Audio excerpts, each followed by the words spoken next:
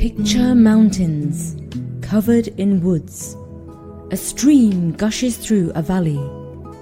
Peer Gynt, a sturdy youth of 20, walks along the bank. He is followed by his mother, Ars, who is short and slight. She is scolding him. Peer, you're lying as usual! No, I'm not. Your whole story's a pack of lies! Every word is true. It's funny how you always vanish when there's hard work to be done. You say you were off hunting, gone for weeks. Now you return, your clothes are all in rags, your hunting bag is empty, and you've lost your gun. What kind of hunting do you call that? Where's this reindeer you say you're after? It happened like this. I was hiding behind a clump of trees. The reindeer was scraping some snow with his foot, looking for moss to eat. I crouched and listened and held my breath. Slowly and carefully, I crawled forward on my belly. I reached some rocks and rested the barrel of my gun on a stone. I could see him clearly. A magnificent creature, sleek and fat. Gently, I squeezed the trigger. Bang! The buck went down. A moment later, I had jumped onto his back. I grabbed his ear, but then the reindeer scrambled to his feet with a groan and a grunt. I clung to him with my legs like pincers, and he began to prance with giant leaps along the ridge of Gredin. Whatever next? Have you ever been up to the ridge of Gredin? 1/2 mile it stretches, a mountain path as narrow as a knife and as sharp as your tongue, dear mother. Death lies in wait on either side. Look down to the left and you see icy glaciers pointing up like spears. Look down to the right and you see grey rocks and ravines wrapped in dark and gloom. Far ahead, the peaks of the mountains sparkle. It was along this very ridge that we rushed, me clinging to the runaway reindeer's back, he madly swerving to miss an eagle's nest. Then through a screaming flock of gulls we sped. At last we ran out of ridge, but the stag kept on charging straight into the clouds. We were like birds in mid-air, only without wings. Oh, my son. Through the clouds we tumbled and out the other side. Soon I saw something that shimmered and glistened below us. It was our reflection in the lake. Down, down we plunged and then splash! We dipped beneath the white foam of the water. The deer struggled to swim and I clung to his neck. Somehow we made it to the shore.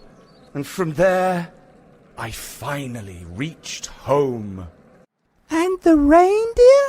Gone, like that. Your legs are not broken? It seems not. Praise be to God, for his goodness has saved you. Oh no, he hasn't done any such thing. You had me there for a moment, you did, with your tall stories, fabulously told. But you're a lazy, lying little devil, that's what you are. It's all a pack of lies about the reindeer and the gully and the lake. You got it all from fairy tales you heard years ago on your father's knee. It happened in the fairy tale, and then it took place all over again to me. History repeats itself. Lies, all lies, covered up in gorgeous words like wrappers around empty Christmas presents. You're a hopeless, good-for-nothing poet. You're like your departed father. Your head is full of fairy tales, flying reindeer, witches and trolls, and pretty ladies dressed up all in green. Dear mother, every word you say is true. But don't be angry, because we are both alive and well. Be happy. How can I be happy with a pig like you for a son? It's hard enough for a poor widow to get by. You're a strapping fellow. You should be a strong stick supporting your old mother in her troubles. You should work the farm for profit and look after the little that your father left behind him. Heaven knows it's not much. Instead, you're always chasing girls and fighting tramps. What about that poor blacksmith? Gave him a black eye, you did. What a son! Shame on you! Shame on you! Oh, leave it off, Mum! Wait till I have a chance to do something big. I'll be king. No, I'll be emperor one day. Fantasies. You've missed your best chance in life.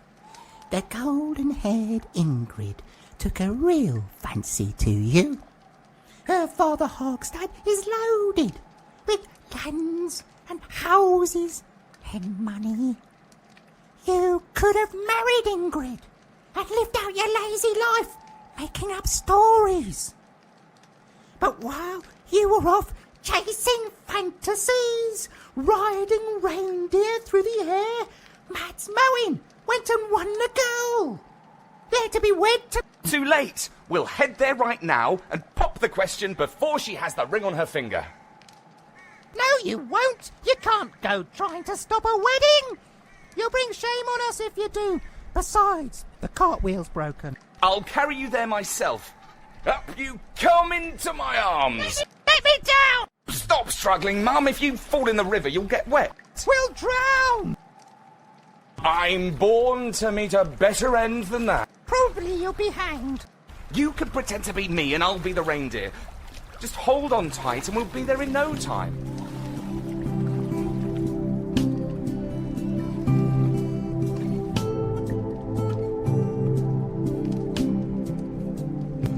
At last! That was quite a trek. But down in the next valley lies Hagstad's farm, where Ingrid will marry Mads Moen. Well, not if I can help it. I cannot carry my mother all this way.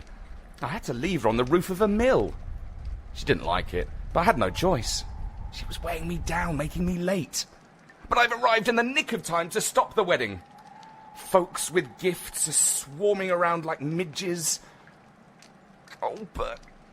Is there any real point to my plan? Perhaps I'd better go no further. As soon as I arrive, there will be people laughing at me behind my back, smirking to my face even, with looks that cut right through me. They'll whisper gossip like, "Oh, that's old Gynt's son. He could have married Ingrid if he wasn't a lazy good-for-nothing who tells tales of magic and trolls." Maybe I'll go late. It's more polite. I'll wait for the guests to grow merry. Let's lie down a while and gaze up at the sky. That's a curious cloud. It looks like a rider on a horse. And the one behind is just like a witch on a broomstick. And that funny cloud. Hey, it looks like my mother's face when she's scolding me. And as for this magnificent fluffy shape, why, that's me. An emperor with a crown, riding a white charger at the head of 1,000 soldiers. That's my destiny, written up there in the sky. I shall be ruler of the entire world one day.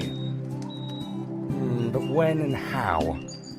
Well, we shall just have to see. The wedding has started. Flocks of girls are lightly skipping and dancing.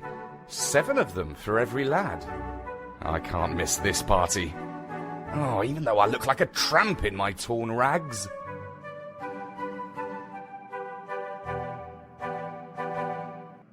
Hey look, it's old Gynt's son. He could have married Ingrid if he weren't such an awful fibber.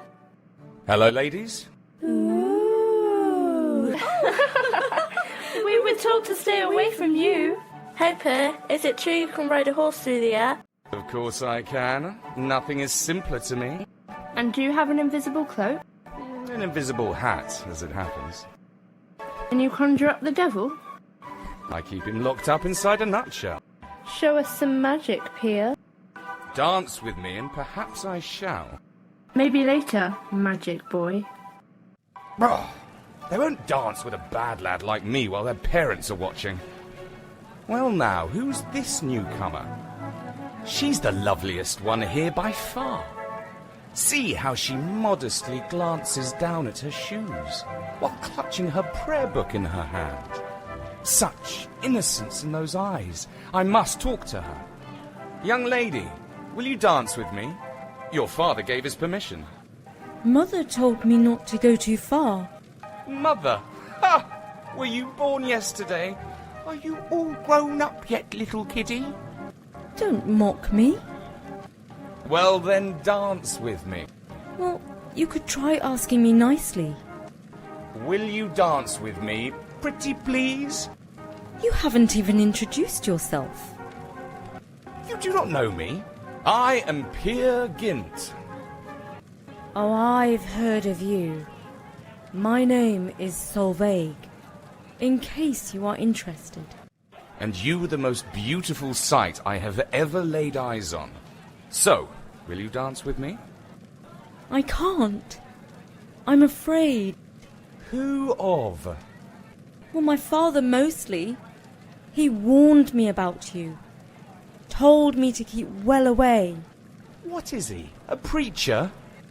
Well, sort of. And here he comes now, along with my brother. Here, you, clear off. All right, all right. I'll catch up with you later. So that was a pity. There's no girl here I like more than Solveig. In fact, as long as I live, I do not think I will see any woman more beautiful. One day, I shall make her my empress. Now, let's go and find Ingrid and talk her out of this silly idea of marrying Mads Moen. I'll ask her to throw him over, cancel the wedding, and run off with me to the mountains. That's an offer she won't refuse. Talking of which, here's Mads the lad. You devil conjurer, who invited you to this wedding? This is a party for decent folk, not the likes of you. The fair Ingrid invited me, no less, for I'm the only one she truly loves. Is that so? Put up your fists. We'll fight this one out. I would not want to knock you down into the mud in your wedding clothes. That would be bad manners. Coward, are you? Ask your friend the blacksmith if you think I'm a coward. I showed him good and proper when I gave him 2 black eyes. Mads, stop all this! Come away from Pierre, he's just a silly boy lost in his fantasies. Fantasies? You wait and see. I'll ride at the head of an army one day. I'll be emperor of the world, I will. Then you'll all see the truth. Liar! Fibber! Dreamer! Hey, Pierre! Get away from this wedding before you bring shame and disgrace on us both! Oh, that's all I need. Now my mother's turned up to torment me. Well, that's it. I'm off. Nobody likes me here. It's just as I thought. The women mock me. The men try to fight me. I've had it up to here with a lot of them. I want to live on my own. Away from people. People are the only problem in my world. I'm running away to the mountains to live with the trolls. Goodbye, everyone. I'm off. Pierre! It'll serve you right if you break your neck climbing those rocks! Dear God, look after my son and keep him safe.